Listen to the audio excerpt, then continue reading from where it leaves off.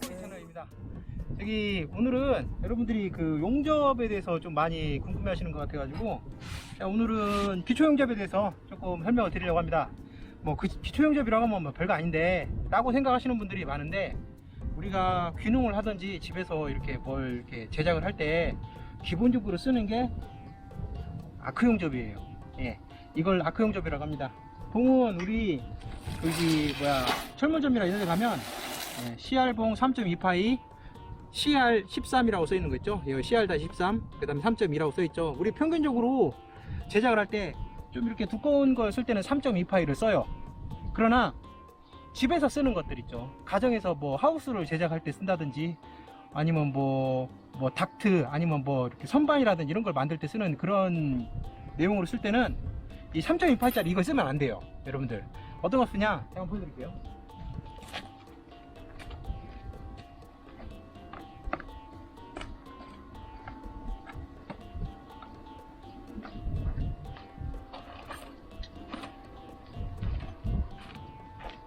자, 여기 보시면 2.6파이라고 써있죠. CR2.6, CR13 2.6이라고 써있어요.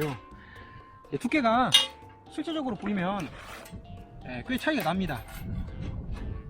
보시면 이게 3.2, 이게 2.6이에요. 차이가 많이 나죠. 6013이라고 써있어요. 가장 대표적인 우리 일반적으로 말하는 막봉이라고 하는 것이 CR13이에요.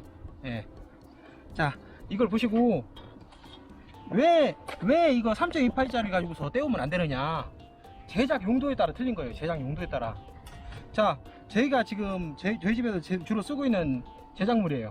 각바 이 두께를 보시면 아시겠어요? 두께 감이 오십니까? 안 오시죠? 예, 줄자로 한번 보여드릴게요.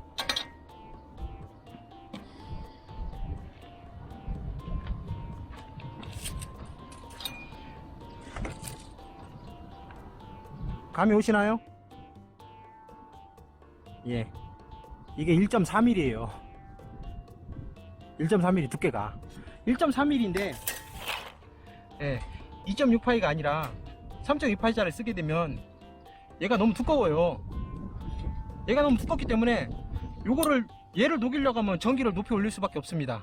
그러다 보면 얘는 모재는 얇기 때문에 얘를 딱 대면 전기가 높기 때문에 구멍이 빵 나버려요. 그러니까 이거를 쓰면 안 돼요. 3.2파이짜리 여러분들 초짜 용접을 처음 배우시는 분들은 3.2파이짜리를 가정용으로 사용하시면 안 됩니다. 2.6파이짜리 사서 연구를 하세요. 연습을 하시고, 그리고 2.6파이짜리로 해야 이 제작물이 만들어집니다. 자, 그러면 3.2파이짜리 쓰는 용도는 어떤 거냐? 자, 두꺼운 거 쓸 때 쓰는 겁니다. 두꺼운 거 쓸 때 4파이도 있어요. 근데 대표적으로 가장 많이 쓰는 게 두꺼운 거 쓸 때예요. 이 3.2파이짜리가 어디까지 쓰냐면 H빔 뭐 제작물 있잖아요. 구조물, 철구조물. 자, 이거 보시면 이게 몇 T인지 아십니까? 지금 오늘 용접 연습 보여드리려고 한번 만들었어요. 구분이 되십니까? 이거 한번 보세요. 6T예요. 두께가 6T. 이런 용접할 때 이런 두꺼운 거, 그러니까 5T 이상, 4T나 5T 이상 두꺼운 거, 그런 거 쓸 때 이런 걸 쓰는 거예요. 여러분들 3.2파이짜리. 그거 아닌 이상은 이런 구조용 뭐 책상이나 이런 거 만들 때는 2.6파이짜리 사용하셔서 그걸로 연습을 하시면 됩니다. 자, 오늘 그러면 보여드릴 거는 이 구조용으로 만드는 걸 보여드리는 게 아니고, 오늘은 시험을 볼 때라든지 현장에서 쓸 때 가장 많이 쓰는 3.2파이짜리를 가지고서 여러분들이 주로 많이 쓰는 거예요. 이거를 보여드리려고 해요. 자, 이거를 보여드리기 이전에 제가 하나를 만들었어요. 이렇게 이거 녹슬었던 건데 갈아가지고 용접의 방식을 보여드릴게요. 후진법, 그 다음에 전진법, 이 두 가지를 먼저 보여드릴게요. 보시고 우리 그 편집자분이 이거를 어느 정도까지 이거 컨트롤 하실지는 모르겠지만, 하여튼 최대한 잘 보일 수 있게끔 전기 맞추는 요령과 방법에 대해서 제가 최대한 아는 범위 내에서 알려드리겠습니다. 자, 먼저 후진법에 대해서 한번 보여드릴게요.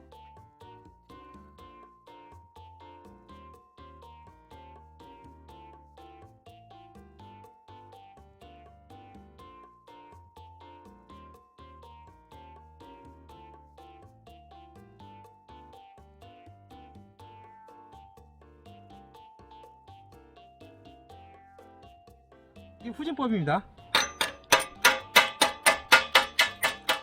여러분들, 이 정도의 후진법이 나오려면 어떻게 해야 되는지 아십니까? 전기가 얼마나 되는지 그 다른 동영상을 보시면 안 나오죠. 예, 안 나옵니다. 뭐 대략 감으로 하라 뭐 이렇게 얘기를 해요. 근데 저는 이거를 전기를 얼마나 넣냐면 150을 놨어요. 숫자로 따지면 150. 그 다음에 그냥 기계식 숫자 1부터 11일까지 있는 그런 기계식 용접기로 봤을 때는 예, 한 11 아니면 10 정도 놓은 거예요, 이게 전기가. 자, 그러면 왜 전기를 제가 세게 놨는지에 대해서 설명을 드릴게요.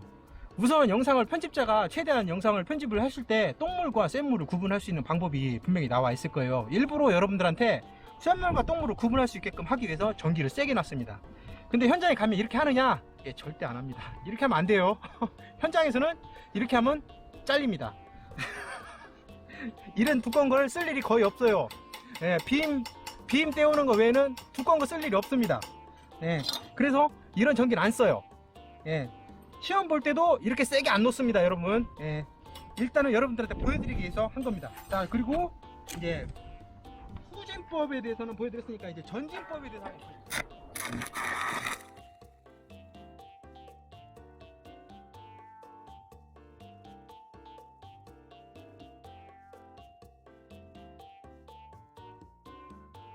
구분이 되셨는지 모르겠어요. 전진법하고 후진법하고 용접 비드의 모양이 약간씩 틀려요. 예, 후진으로 왔으니까 당연히 뒤로 몰리겠죠. 이렇게 뒤로 몰립니다. 용접 비드가 뒤로 밀려요. 그런데 전진법은 조금 다릅니다. 보여드릴게요.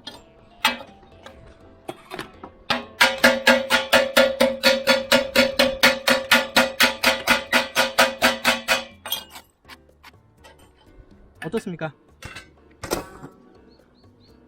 많이 틀리죠? 후진법과 전진법이 틀려요. 그런데 현장에서는 여러분들 예, 전진법 많습니다. 그러니까 용접 배우실 때 전진법 배울 필요가 없어요. 전진법 하지 마세요. 연습도 하지 마세요. 전진법 안 써요. 예. 현장이든 실제로 시험 볼 때든 다 후진법 써요. 제가 용접을 한 20년 했습니다, 여러분. 근데 예, 다 후진법 씁니다. 전진법 쓸 일이 거의 없습니다. 그러니까 그걸 참고하시고 항상 전진법이나 후진법이나 이런 거 생각하지 마시고 그냥 후진법만 연습해서 배우시면 됩니다. 자, 그리고 지금 제가 보여드린 용접은 말 그대로 그냥 두꺼운 거 그냥 연습할 때 때우는 그런 방식이에요. 예, 어떤 사람들은 뭐 운봉을 잘해야 된대, 운봉을 잘해야 된다. 어떤 분들은 뭐 전기를 잘 맞춰야 된다, 그렇게 얘기하시는데요. 초보자분들은 일단은 2.68짜리를 사셔서 구조용 만드실 때는 2.68짜리 사시는데 저처럼 이제 이렇게 보여주기 위해서 또는 두꺼운 걸 좀 떼어야겠다, 두꺼운 걸로 연습을 해야겠다 이러시는 분들은 3.28짜리 사셔가지고 전기를 얼마를 놓고 하느냐, 110을 놓고 연습을 하세요. 전기를 110을 놓고 연습을 하시면 이게 디지털로 봤을 땐 110이고요 그 다음에 기계식 그 용접 그 게이지로 봤을 때는 1에서 11까지 있는 그런 게이지 있잖아요. 그런 거 봤을 때는 9에서 10 사이입니다. 9나 10이나 그 언저리에서 전기를 놓고서 그걸로 연습을 일단 시작을 하세요. 그러면 모재를 뭘로 쓰냐? 모재는 4T 이상, 5T, 6T, 7T, 8T, 9T까지 그걸로 연습을 해서 전기에 대한 용접의 개념을 잡으십시오. 그러고 나서 다른 거를 시작을 하시는 거예요. 여러분들이 막 용접을 하는데 뭐 누구는 이렇게 해야 된다, 누구는 저렇게 해야 된다, 그래 다 필요 없어요. 그런 거 배우지 마시오. 무조건 배우실 때 기본적으로 3.28짜리 이렇게 연습용으로 3.28짜리 하셨다. 전기는 디지털로 봤을 때는 110, 기계식으로 봤을 때는 9에서 10 사이 놓고 그걸로 이 비드 대충 비슷하게 나오게끔 연습을 하십시오. 제가 이렇게 운봉을 한 거 있죠, 운봉을 한 거 움직인 거, 그거를 따라 하시면 됩니다. 여러분들이 그걸 따라 하셔가지고 연습을 하셔서 제가 이렇게 보여준 만큼의 모양이 나올 때까지 또는 비슷하게 나올 때까지 그걸로 연습을 하십시오. 연습을 해서 이게 어느 정도 나왔다, 그때부터 전기를 조절하는 법을 배우는 거예요. 여러분들이 전기를 조절하는 법을 배우는 거는 지금 배우는 게 아닙니다. 초보자는 전기를 조절하는 걸 배울 필요가 없어요. 일단은 제가 알려드린 대로 110 또는 9에서 10 사이 그걸로 이 비드가 나오게끔 연습을 먼저 하고 나서 대충 이 비드가 어느 정도 비슷하게 나왔다, 그 다음부터 이런 거를 떼우시는 겁니다. 이런 거를 어떤 걸로? 2.68짜리 이런 걸 떼우시는 거예요. 예, 만약에 자기가 용접으로 밥을 먹고 살겠다, 예, 그런 분들은 3.28짜리 가지고 계속 연습을 하셔요. 두꺼운 거, 예, 그런 걸 연습을 하게 되면 쇼트 용접은 덤으로 가게 돼요. 예, 아크 용접이 가장 쉽고 가장 어려운 게 아크 용접입니다. 가장 접근이 쉽고요, 누구나 할 수 있고, 하지만 깊이 들어가면 깊이 들어갈수록 가장 어려운 게 아크 용접이에요. 그 다음에 쇼트 용접, 그리고 제일 난이도가 높은 게 티그 용접입니다. 그 알곤 용접이라고 하죠. 티그 용접은 우리 보통 어디에 사용을 많이 하냐면 식기세척기나 스댕으로 만들어진 파이프나 하여튼 서스로 된 재질을 가진 그런 구조형 물을 사용할 때, 예, 그럴 때 그 티그 용접을 많이 써요. 뭐 구체적인 용접에 관련된 것들은 나중에 천천히 차근차근 단계를 밟아가면서 알려드리겠습니다. 우선은 아크 용접에 대해서 기본적으로 귀촌 이런 걸 하시는 분들은 2.6파이짜리 예, 얇은 용접 이런 걸 하실 때, 귀촌을 하실 때는 구조용을 많이 쓰시기 때문에 아시바 파이프 같은 것들도 전부 다 2.6파이짜리 쓰셔야지 3.28짜리 이런 걸로 연습하시면 안 됩니다. 구조용 파이프 귀촌하시는 분들, 집에서 뭐 선반 다이 같은 거 만드시는 분들 2.6파이짜리 사세요. 자, 그리고 오늘은 제가 백을 내는 법을 알려드릴게요. 예, 아크 용접으로 먹고 하시는데 백을 내야 돼. 아크 용접으로 백을 내서 먹고 살아야겠다, 그런 분들은 백을 내는 법을 제가 한번 보여드리겠습니다.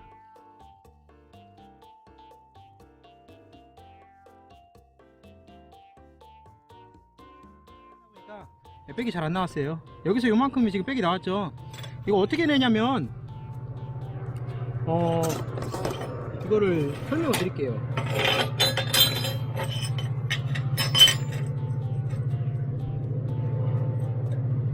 백을 내는 방법은 한 가지만 있는 건 아니에요. 여러 가지가 있습니다. 그러나 기본적으로 이거 2.6파이짜리 두께의 티그 와이어예요. 티그 와이어를 두고 이 정도 갭을 두고, 예, 계산을 친 다음에 이 정도 갭을 두고 용접을 합니다. 용접을 하는데 어떻게 하느냐, 여기다가 가만히 놓고 이렇게 쭉 당기는 게 아니에요. 이 사이를, 이 안을 왔다 갔다 하면서, 이 안을 왔다 갔다 하면서 주변에 있는 모재를 녹이면서 같이 뒤로 나가는 거예요. 주변에 있는 모재를 녹이면서 뒤로 나가는 거. 이렇게 해야만이 아크 용접 백이 나와요. 그러면 왔다 갔다 하게 되면 이 사이에 키홀이 생깁니다. 영상에서 분명히 나와 있어요. 키홀이 생겨요. 키홀이 생기는데 키홀이 커지면 커질수록 더 멀리 왔다 갔다 하시고요, 키홀이 작으면 작을수록 가까이 왔다 갔다 하세요. 이 동그란 그 원이 생기는데 그 원을 끌고 가면 돼요. 여러분들이 백을 내는 방법은 아크 용접으로 백을 낼 때는 그 키홀을 끌고 가면 됩니다. 그러면 자연스럽게 내가 원치 않아도 백이 나옵니다. 어떻게? 예, 여기 나온 것처럼 나와요.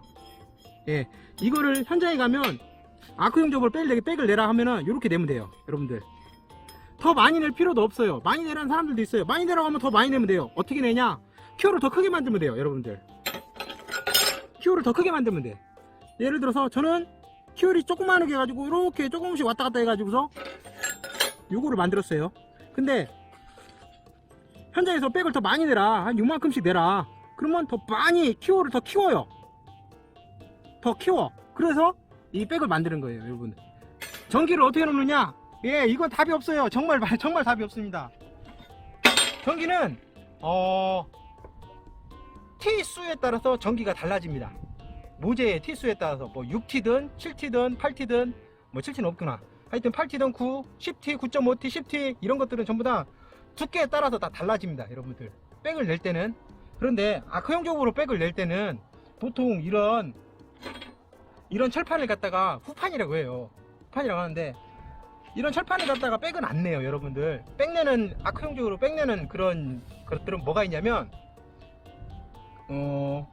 배관 있죠. 배관, 뭐 가스 배관이나 아니면 뭐 스팀 배관이나 하여튼 특수한 배관이 있을 때만 백을 내라고 합니다. 그럼 배관 두께가 얼마냐, 그 아크 용접을 하는 배관들의 두께는 보통 보면은 4T 이하입니다. 두께가 두껍지가 않아요. 두꺼운 것들도 있어요. 두꺼운 것들도 있는데 보통은 두께가 4T, 5T 내에서 6T 내에서 6T 아래로 해서 두께가 나옵니다. 그러니까 배관의 두께는 두꺼워봤자 이 정도예요. 더 두꺼운 것들도 많이 있지만 것들은 두꺼워봤자 6T에서 벗어나질 않아요. 가장 많이 벗어나는 게 9T까지는 있긴 있어요. 9T나 10T까지 있긴 있는데, 보통 파이프들은 두께가 그렇게 많이 안 두껍습니다. 스팀용으로 쓰이는 두께들도 보면 보통 5, 6T 이하예요. 물론 파이프 이제 크기에 따라 틀리긴 한데 보통 그렇습니다. 그래서 여러분들이 파이프 백을 내려고 할 때는 파이프 백을 내는 것도 키호를 내 가지고서 파이프 백을 냅니다. 그것도 마찬가지로. 그러나 전기는 제가 말씀을 못 드리는 게 파이프 두께에 따라서 틀리기 때문에 감을 잡아야 돼요. 용접기가 똑같다고 해서 같은 전기가 나오는 건 아닙니다, 여러분들. 그게 틀립니다. 그래서 그런 거예요. 그래서 평균적으로 얼마냐 이렇게 말씀하시면 파이프는 용접을 할 때 이렇게 쭉 떼우는 게 아니라 찍어 떼우기 때문에, 전기는 파이프 용접을 할 때 100짜리 파이프 용접이라 이렇게 생각했을 때는 전기를 한 110이나 120 정도 놓고 찍어 떼웁니다. 그러나 여러분들한테 이걸 보여드릴 수가 없는 점은 좀 마음이 아파요. 저도 마찬가지로. 왜 그러냐면 이걸 보여드리면 여러분들도 많이 도움이 될 텐데 뭐 그렇게 할 만한 그런 여건이 되질 않아요. 이런 것들은 파이프 용접 같은 경우에는.